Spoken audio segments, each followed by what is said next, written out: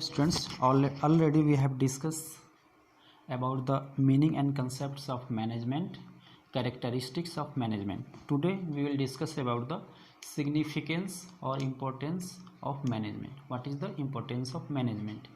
देखिए, management is vital for any organization to run flawlessly. The existence of management ensures proper functioning and running of an enterprise.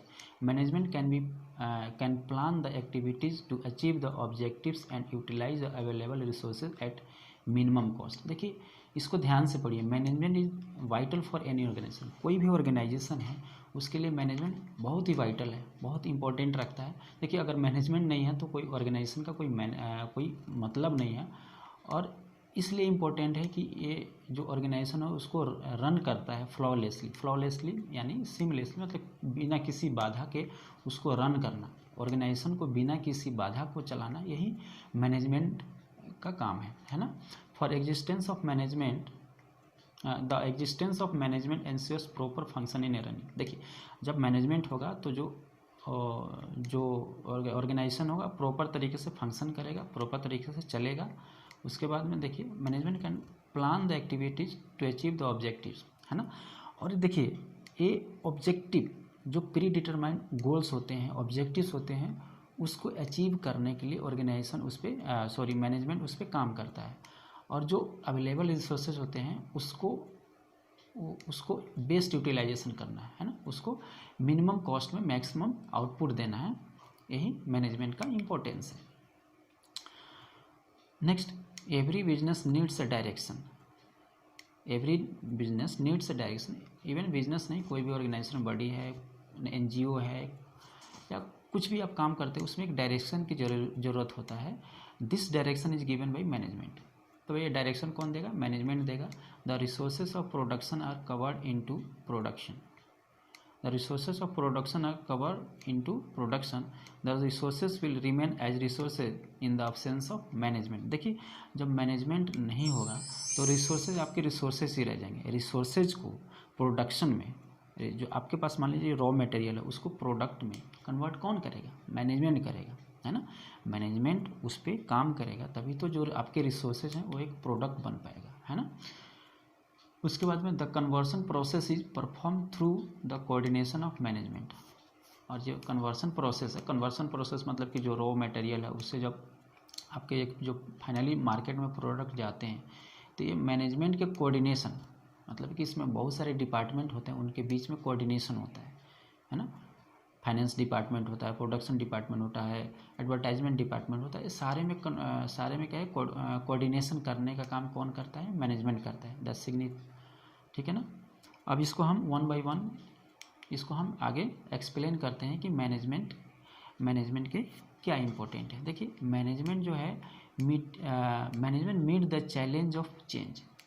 देखिए, कोई भी environment है ये dynamic होता है, ये एक जगह स्थिर रहने वाला नहीं है. उसी तरह जो बिजनेस है, इसमें कई सारे चैलेंजेज आते रहते हैं.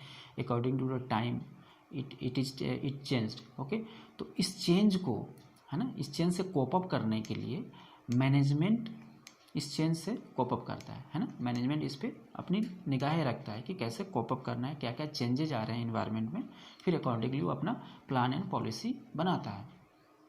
Accomplishment of group goals. Accomplishment of group goals में क्या है, यहाँ पर ग्रुप गोल का मतलब ऑर्गेनाइजेशन गोल से मतलब है. और जो भी ऑब्जेक्टिव है बिजनेस के, कई सारे फैक्टर पे डिपेंड करते हैं. देखिए, इसमें सबसे पहले तो प्रॉपर प्लानिंग होना चाहिए. और जो अवेलेबल जो प्रॉपर प्लानिंग है, उसके बाद में जो बिजनेस इन्वायरमेंट है, जो डायनेमिक इन्वायरमेंट है, उससे कैसे एडजस्ट करना है. उसके बाद में क्वालिटी डिसीजन एंड कंट्रोल, है ना. ये सारी चीज़ें मिल करके फिर हम एक जो ग्रुप गोल होता है उसको हम एकम्प्लिश करते हैं, उसको हम पूरा करते हैं.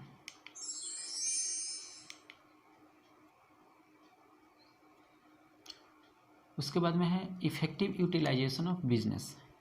देखिए, बिजनेस में कई सारे चीज मैटर करता है. जैसे इसमें मैन है, मनी है, मटेरियल है, मशीन है, मेथड है, मोटिवेशन है, मार्केट है, मैनेजमेंट है. कई सारे चीज़ें हैं, मेन मशीन, है ना, लेकिन इन सब में जो मैनेजमेंट है वो सबसे वाइटल है। तो बिजनेस के जो जितने भी रिसोर्सेज हैं उनको इफ़ेक्टिव यूटिलाइजेशन के लिए मैनेजमेंट सबसे वाइटल रिसोर्सेज है। उसके बाद इफ़ेक्टिव फंक्शनिंग ऑफ बिजनेस। कोई भी बिजनेस इफ़ेक्टिवली कैसे फंक्शन करता है, मैनेजमेंट इसको इफ़ेक्टिवली फंक्शन करवाता है। मैनेजमेंट इसको इफ़ेक्टिवली फंक्शन। बिजनेस में कई सारी चीज़ें इन्वॉल्व होता है, जैसे जो वहाँ के एम्प्लॉय है उनको कैसे मोटिवेट करना है, जो अलग अलग डिपार्टमेंट है उसके बीच में कैसे कोऑर्डिनेशन बनाना है, उसके बाद में जो मोटिवेट करना है, कोऑर्डिनेशन बनाना है, जो भी कॉन्फ्लिक्ट्स है उसको रिजॉल्व करना है, ये सारी चीज़ें मैनेजमेंट का काम होता है। इस तरह से इफ़ेक्टिव फंक्शनिंग, जब ये सारी चीज़ों को देखता है मैनेजमेंट तो इफ़ेक्टिव फंक्शनिंग होता है। उसके बाद में साउंड ऑर्गेनाइजेशन होता है। साउंड ऑर्गेनाइजेशन में क्या होता है कि इसमें जो हायरार्की ऑफ कमांड है, चेन ऑफ हायरार्की है, वो क्लियरली डिफाइन होना चाहिए। किसको क्या रिस्पॉन्सिबिलिटी है, क्या अकाउंटेबिलिटी है, ये क्लियरली डिफाइन होना चाहिए, ठीक है ना। इसके लिए भी मैनेजमेंट जिम्मेवार होता है। उसके बाद में रिसोर्स डेवलपमेंट होता है। जो भी रिसोर्स है, मैन, मटेरियल, मशीन, उसको डेवलप करना। जैसे कि अगर मैन है तो उसको, जैसे किसी को ट्रेनिंग की आवश्यकता है तो ट्रेनिंग देना, है ना, किसी को कहाँ पे प्लेस करना है उसके राइट प्लेस पे एट द राइट टाइम, तो ये सारे काम मैनेजमेंट के होते हैं। नेक्स्ट,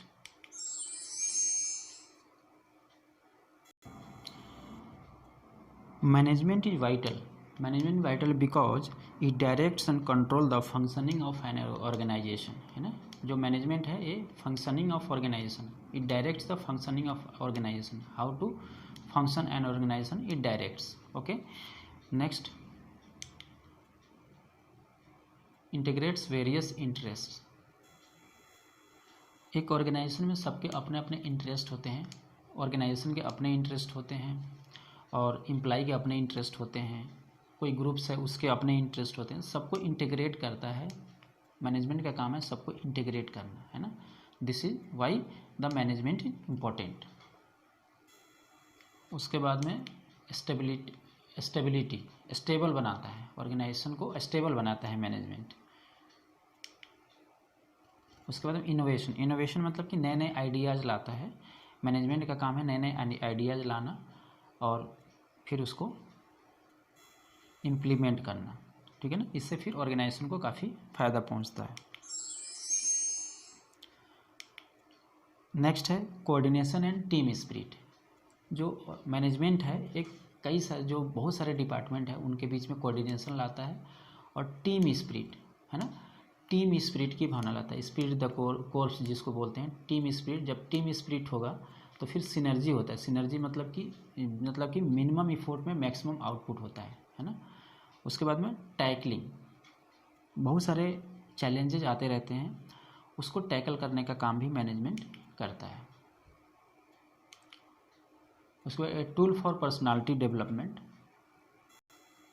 मैनेजमेंट का काम है कि इनोवेट करने के बाद में नए नए टूल्स एंड टेक्निक्स लाना। नए नए टूल्स एंड टेक्निक्स से क्या होगा, वर्कर का इफ़िशेंसी बढ़ेगा। जब इफ़िशेंसी बढ़ेगा तो अपने काम को अच्छी तरीके से कर पाएगा और उससे वो क्या होता है कि मैंने जो वहाँ पे जो एम्प्लॉय इन्वॉल्व है काम करने में, उसका पर्सनालिटी डेवलपमेंट होता है, उसको कॉन्फिडेंस आता है, ठीक है।